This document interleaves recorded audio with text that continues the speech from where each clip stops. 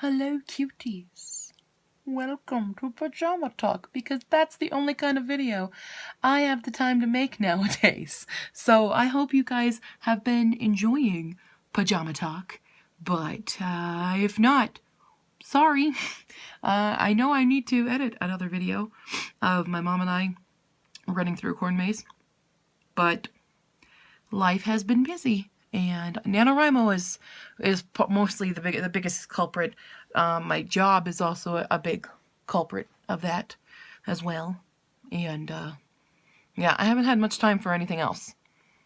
I don't think I've seen my friends in months now. The whole 2 that I have here. Yes. Did I see anyone? I don't remember the last time I saw any other human other than my coworkers, family, and dogs. I don't actually recall it. So anyway, that's fun. Fun facts. But yeah, so I've been doing NaNoWriMo, and it's going all right. I'm the current standings of the second book of Search for the Phoenix. Memory of Oh Boy. That's the second book title. Is around right now 109,000 words, which is much more than the first book is right now. So, or is not right now. It's always going to be that. So, second book is going to be longer, for sure, because I still have like 4 chapters, 4 or 5 to write. We'll see how it goes. And yeah. Sorry, it's Pajama Talk. It's really late. But I have tomorrow off, and I have Wednesday off, and of course I have Thursday off, because of Thanksgiving. We're gonna have turkey. I might try to film a little bit of Turkey Day via the iPhone, and you can see our festivities. Hopefully they stay festive and not turn into political arguments, as they sometimes do. We hope not. So yeah, there's that. And then I work Black Friday, so that's gonna be fun. Retail! I'm not even training because our other trainer's gonna be back, so I only train on Sundays and Mondays from now on. So yeah, there's that. This is my little Tycho. Little Tycho. I miss Tycho a lot. I miss a lot of things, actually, when I start thinking about it. I miss Tycho. I miss a lot of Japan. Japan also, speaking of Japan, I saw that there was another earthquake and tsunami warning. I don't know if tsunami happened. I haven't seen anything else on the news. I've been checking in, but it hasn't shown that there's been an actual tsunami, just a warning issued. But again, for the same area of Fukushima. So that's unfortunate, and I hope everyone's safe. I've already checked in with a lot of my friends, Tomoko, Mamiko. They're okay because they're way south. They didn't feel anything. Tomoko's in Tokyo area, but she said she felt the shaking, but that they don't have a tsunami warning over there. But everyone south of Tokyo they didn't feel anything. So most of my people are okay. I'm still waiting for some others that are up north that I know, but it looks like everyone's okay that I know.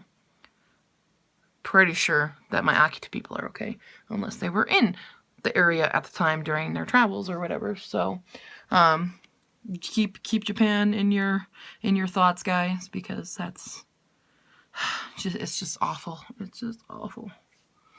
I hate when this stuff happens. I hate when a lot of things happen over the world and I just sit here and talk about my book, like, talk about being privileged, you know. Frustrations, but okay. So anyway, side topic. I don't know. I don't really know why I turned the camera on. It's late and I'm tired. I should probably just go to bed. But yeah, yes. I hope everybody is out there. I hope you guys are all safe and having a good week, and we'll have a good Thanksgiving if you celebrate Thanksgiving. Definitely not really celebrating for the original things that happened during Thanksgiving or the events that followed the so-called nice and cheerful Thanksgiving. History's all lies, guys. History's all lies. I don't know. I don't know what that tangent was. Ignore that tangent. Just hit my nose. Good job. Good job. Quality YouTube video right here. Quality. Pia is sleeping on my bed right now. You can't see her because it's really dark over there. Otherwise, I would show you her. But she's curled up on one of my pillows in the middle of my bed, which means I'm sleeping on the floor. Yeah. My little baby dogs. I did some more dog training today. I've done a few classes now, and they've gone really well. So I feel really good about dog training and being confident in that aspect. So that's good. I did help a lady who had a dog that she was labeling as aggressive, and here's some tips for you. Just because a dog has or displays aggressive behaviors does not mean the dog is aggressive. Okay. If you ever, this is my word of advice to everybody. I love dogs and I love meeting dogs, but you have to ask permission first before you engage with the dog, because you don't know that dog's history. And if you do, even if the owner says, sure, you can pet my dog, don't come from above their head. Okay? Dogs do not like this. They do not like this action. They will probably, if they're a very sensitive dog, they might snap at you if you come right above their head.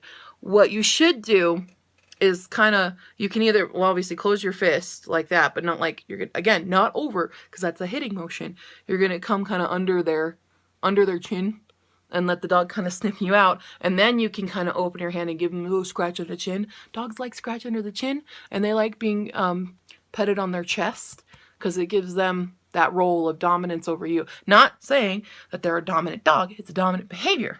So, like labeling is important in dog training. So that's my little advice to you, because I was helping this lady whose vet said they needed to euthanize this dog, who's just standing calmly and she did let me come close to her, and I did my little routine there, and she was fine. If that was actually an aggressive dog, the moment I stepped at her, she would have tried to attack. And 0 times did she snap at me or the other girl, other coworker of mine. But when a friend of the owner showed up at work and said hi, she went for the dog like this, and the dog snapped. Didn't bite her, but snapped away. And so the other person retracted, and I was like, wait. Just don't do that. Don't do that.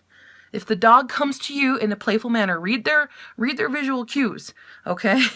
You can see, for most part, if a dog, because they communicate like with us in the same way that they'll communicate with each other. And if you've ever seen 2 dogs try to attack each other, they get really still, their tails go straight up, their ears go straight up, and you'll see the lip kind of a little bit there.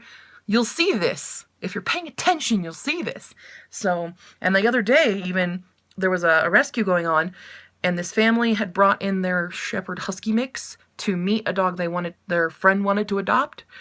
And dogs, okay, more pro tips for you. Dog-to-dog greeting. You keep them very short, because a lot of dogs do not like the linger. You know how they'll sniff each other, and they'll sniff noses, and then they'll reach towards to sniff each other's butts and stuff? Some dogs, you'll see the tail. You'll see that tail go straight up. Once it's getting to this, they're frozen and sniffing, something's about to happen. Something bad is about to happen. Okay? So when you're having a dog meet for the first time, that meet is going to go very, very short. Because if one of the 2 dogs does not like that linger, you're gonna either get your dog injured or you're gonna get injured from trying to pull them apart, because there might be a dog fight. So, in conclusion, know this for dogs. Let them come to you. Ask permission first. Let them make the decision if they want to engage. Do not force the dogs upon you, no matter how much we love them or how cute we think they are. Don't do that. And if your dog is meeting another dog, keep it very short, unless you know that dog and they're playmates and they get along. If it's a new experience, it's short. Got it? Good. That is my pet training advice for for you today. If you have more questions about pet training stuff, leave them in the comments below, and or NaNoWriMo stuff, or whatever questions you have. But that's why I started making this video. I remembered I did have a purpose. I wanted to give that advice. And if a dog is attacking, do not knee them. I had a customer who just came in and asked me the rudest questions about pet training and undermined my intelligence. It was very annoying, and I didn't take a shit. But he's like, I'm gonna knee the dog as hard as I can. That's not how you restrain a dog in a fight. That's not how you do it. Okay, we might talk about that later. But yeah, don't knee the dog. Okay, that's gonna just make the dog attack you. That's what happens there. Restraint, loud noises. Loud noises is first. That's your first step. Either a scream or an air horn during a dog fight. Those are your first steps. Okay? So, I hope you learned something today in this video. It's really long, I'm sorry. See you guys later. Hopefully I'll put that video up someday. Bye!